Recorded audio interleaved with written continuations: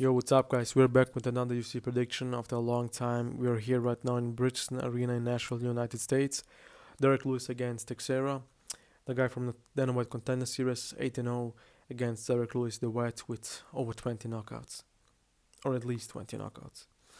12 fights on the card. We gotta start early with the prelims. Let's go straight into this. Fatima Kline against Melissa Martinez. Martinez is very good, but we gotta go with Fatima Kline by decision. Very big odds, probably the biggest favorite on the card, minus 1-200. Let's trust the odds, but it's a woman fight, everything can happen. So we gotta go with Fatima Kline still in this decision. I like Melissa Martinez, but let's go with Fatima Kline by this. Next on the card is Mitch Ramirez against Mike Davis. I'm high on Mike Davis. He's very good. He's such a good fighter. At least 5 fights in the UFC. He proved himself that he's a UFC fighter. Mitch Ramirez is here and there. We gotta see still who he really is. But right now, that's not the fight for him. We gotta trust him minus 1,000 by Mike Davis. So we gotta go by decision. I was trying to go with a knockout, but let's go by decision. Next on the card is Kennedy Nzechukwu against Walter Walker. We go by Walter Walker, second round submission. Nzechukwu is very good. He's now in the heavyweight division.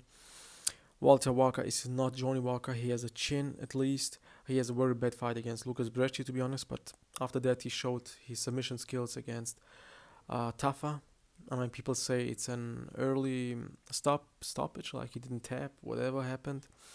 But yeah, Walter Walker will submit Kennedy Njokuani in the second round by rear naked choke. Lauren Murphy against Eduarda Moura. I believe this should be the last fight for Lauren Murphy. We gotta go by decision for Eduarda Moura in this fight. Let's trust the Brazilian, and Lauren Murphy is probably 40 years old. She should retire after this. Jack Matthews against Chidi and Njokuani. I was trying to go with Jack Matthews, but right now, it's an even fight. But let's go with a guy who is better striking and can defend clinches and takedowns. Chidi and Njokuani has more power. Jack Matthews proved, especially after his he converted to Islam, he showed he's a very different fighter, very different mindset, skill level. He proved himself right now that he's trying to be better than ever.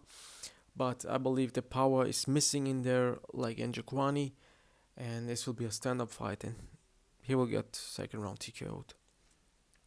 Last fight on the prelims is Max Griffin against Chris Curtis. We gotta go with Chris Curtis by decision.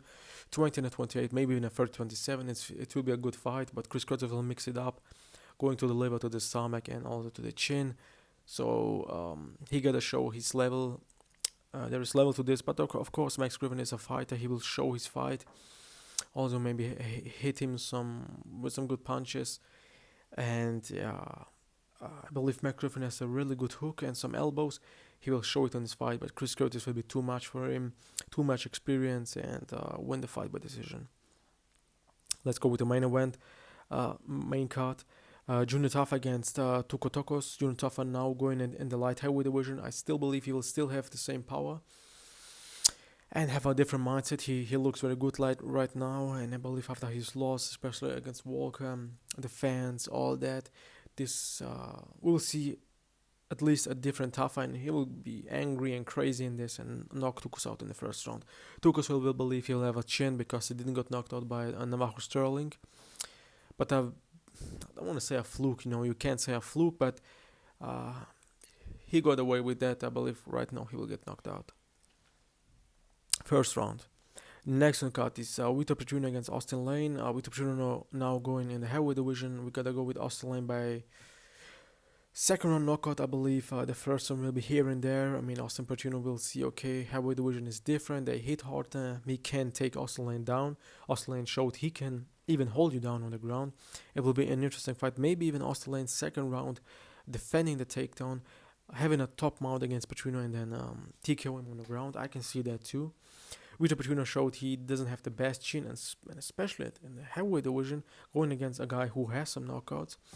I believe he will get knocked out by Austen Lane. Next on the card is Nate Landwehr against Morgan Charrière. Morgan Charrière is a very good fighter. I don't understand how he got so many losses. But yeah, Charrière by second or third round TKO. To be honest, I was trying to go with a decision, but Nate Landwehr will bring the fight and then get caught. The thing is with Morgan Charrière, you gotta wake him up, and I believe a guy like Nate Landwehr will make the missing and then wake him up before finishing him, and so he will get finished. Next on the card is Calvin Kattar against Steve Garcia. We all love Calvin Kattar, but Steve Garcia by second round TKO.